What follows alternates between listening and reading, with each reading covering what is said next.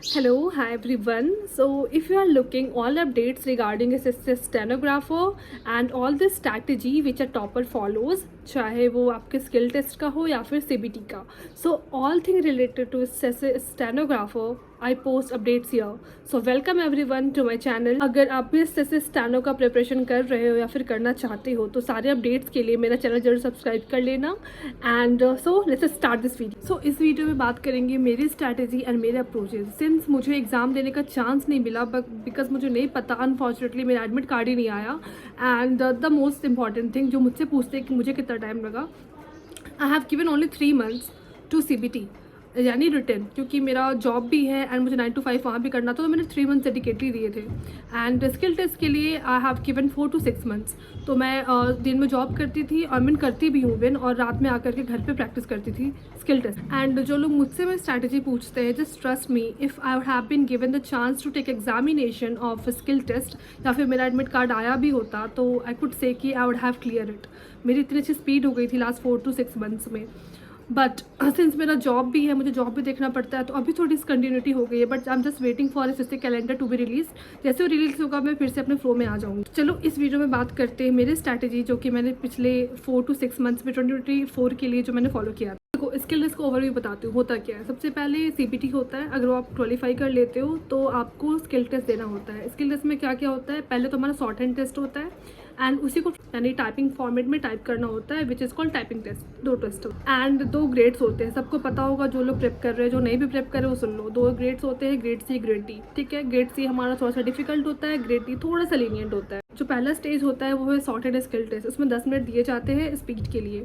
Grade C वाले को English में, जो इंग्लिश के स्टूडेंट्स हैं उनको 100 words पर मिनट दिए जाते हैं. ठीक है, और हिंदी वाले को 80 words पर मिनट. थोड़ा ग्रेड D में डिफरेंट चीज़ है, इंग्लिश में 80 word पर मिनट और हिंदी में 65 word पर मिनट. जब आप इसको सुन के लिख लेते हो फिर इसको ट्रांसक्राइब करना होता है या फिर जो भी सिस्टम आपको अलॉट किया जाता है उस पर टाइप करना होता है. ग्रेड C के लिए जो टाइम मिलता है ट्रांसक्राइब करने के लिए, यानी आपको कंप्यूटर पर टाइप करने के लिए, वो इंग्लिश के लिए होता है 40 मिनट एंड हिंदी के लिए 55 minute. And just opposite grade D के लिए होता है, थोड़ा सा लीनियंट होता है ग्रेड D. तो ग्रेड D के लिए जो इंग्लिश का टाइम वो है 50 minute and 65 minutes for Hindi. तो ये है पूरी डिटेल. आपका स्किल पूरा शॉर्ट हैंड क्लियर होना चाहिए और साथ में टाइपिंग भी आनी चाहिए, तो ही आप टाइप कर पाओगे, उसको ट्रांसक्रिप्ट कर पाओगे. अपनी एक्यूरेसी और स्पीड पे बहुत अच्छे से काम करना है. गलत मत लिखना, जो भी लिखना एक्यूरेट होना चाहिए, बिकॉज मिस्टेक्स काउंट होते हैं. हाफ काउंट होता है, फुल काउंट होता है. 3 बुक के नेम बता रही हूँ जिसको मैंने फॉलो किया and I would recommend all of you to follow that. सीख लिया हो पिटमैन से तो एडवांस की तरफ मूव करना, तो उसके लिए मैं बता. सबसे पहले तो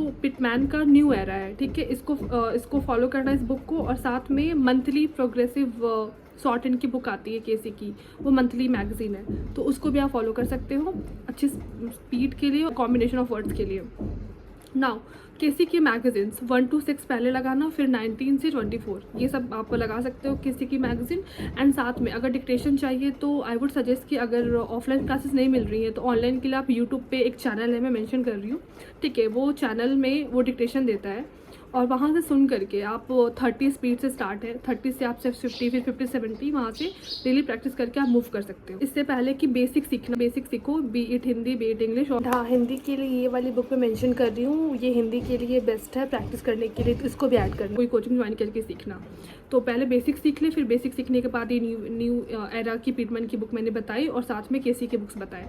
और YouTube must thing that you have to follow is consistency. Consistent रहना. अगर थोड़ा भी छोड़ोगे बीच में तो फिर पूरा स्किप हो जाएगा, समझ में नहीं आएगा कि जे लिख रहे हैं या के लिख रहे हैं. मैंने तो इंग्लिश में सीखा था, फिर भी मैं कंफ्यूज हो रही थी कुछ टाइम बाद, तो इसलिए मैं बोलूँगी कि प्रैक्टिस नहीं छोड़ना, प्रैक्टिस करते हैं. टाइपिंग के लिए टाइपिंग मास्टर प्रो एक सॉफ्टवेयर है, वहाँ से आप टाइपिंग प्रैक्टिस कर. ग्रेड D से ज़्यादा ग्रेड C बहुत डिफिकल्ट है, तो अगर ग्रेड C क्लियर करना है तो जस्ट मेक श्योर कि एक एक्सरसाइज को 5 से 6 बार प्रैक्टिस करना.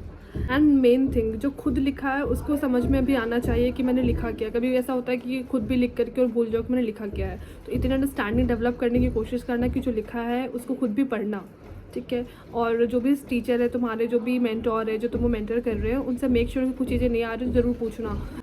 So that's all and see you later in the next video. कुछ भी डाउट हो तो please do ask me in the comment. Hope कि मैंने आप लोगों के डाउट्स क्लियर किए हो. So stay tuned. For more SSC stenographer updates, please do like and subscribe my channel.